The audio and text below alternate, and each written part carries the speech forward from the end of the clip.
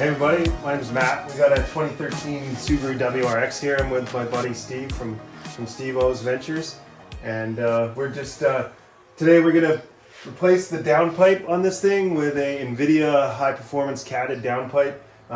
We've already got the IAG air oil separator put in, and then we're gonna put a Cobb tune on it because you can't run it after that without a pro tune. So.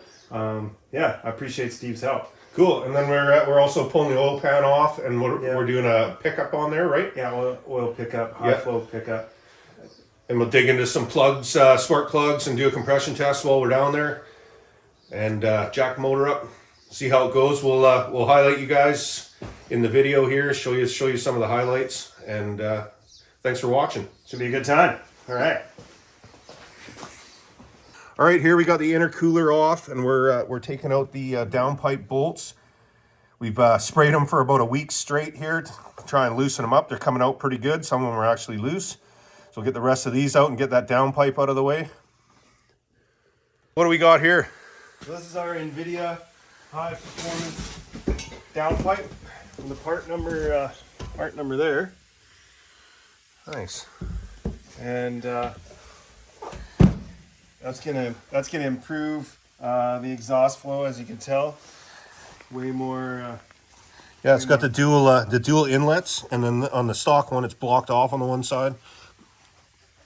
So we should get a lot more flow out of it. Probably a lot more noise. It's nicely made. Nice welds on it. Stoked. Right on.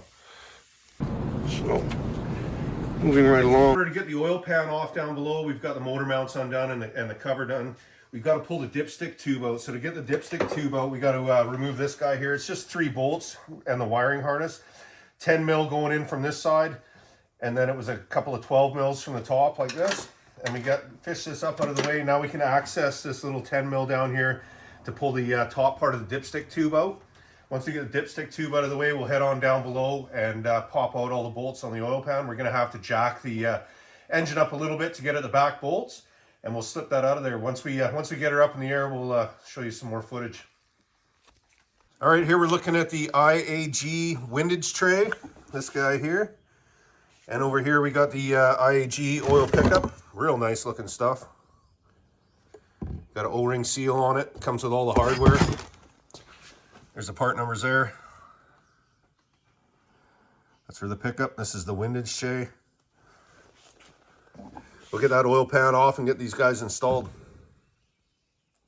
All right, here we are under the car. We got the oil pan off. We're getting ready to put the Windage tray and the pickup tube on. But I just want to show you how we did it.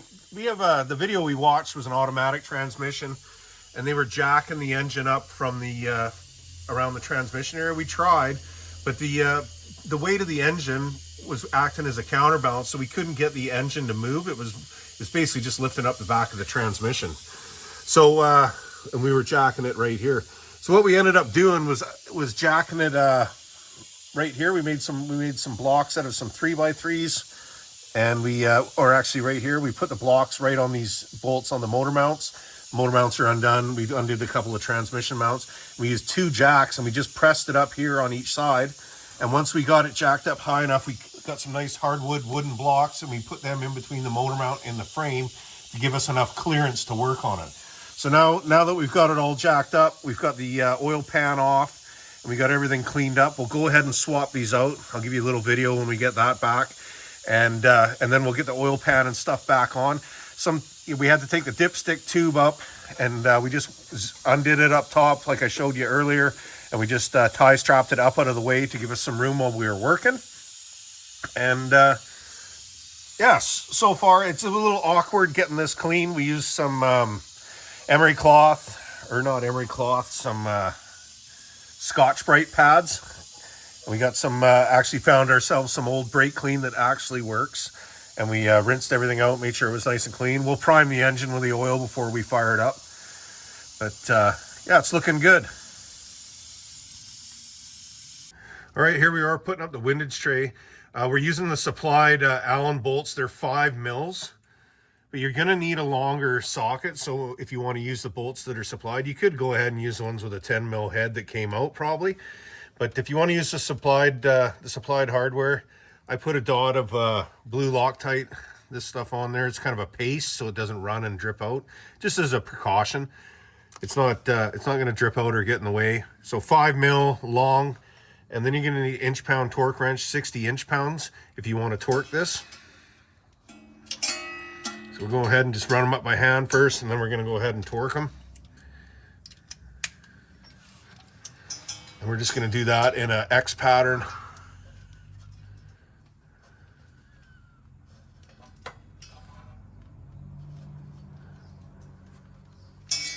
There we are there. And I'm going to need an extension.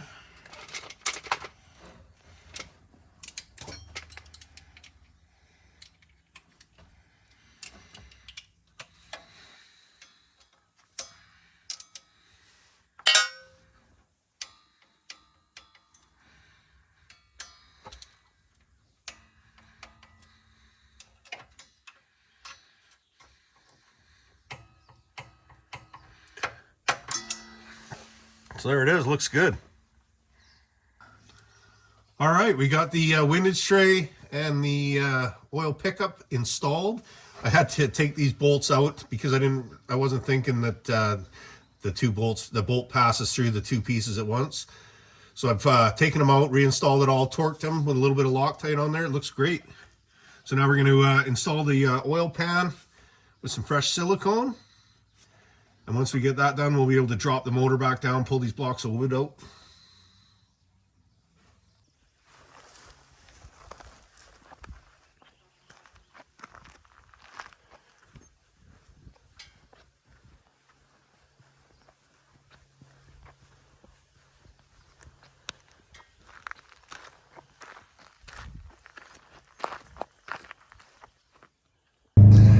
Yeah, it was definitely a long day yesterday. We got her finished just after dark. Probably spent 12 hours on this guy, didn't we? Yeah. But it went smooth.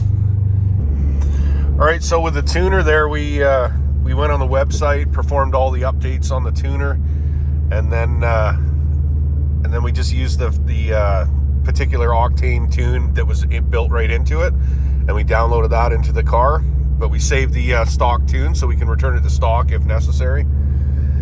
All right, man, tell me your thoughts. This is a first drive in this thing in daylight.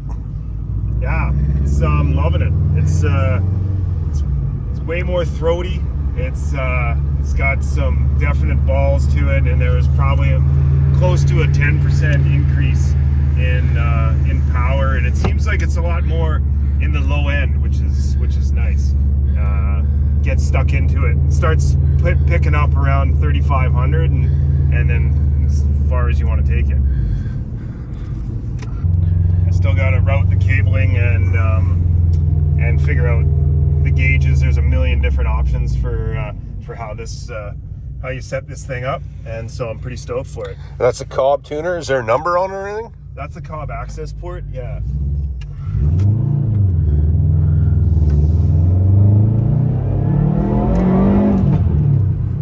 It's got a nice little burp at the end of after you shift.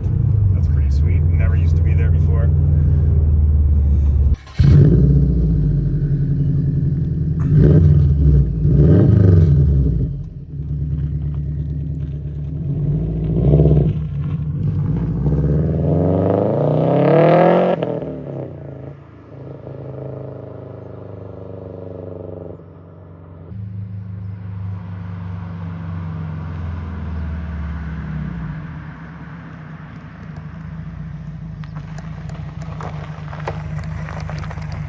Oh, that's nasty. Oh. How'd that sound?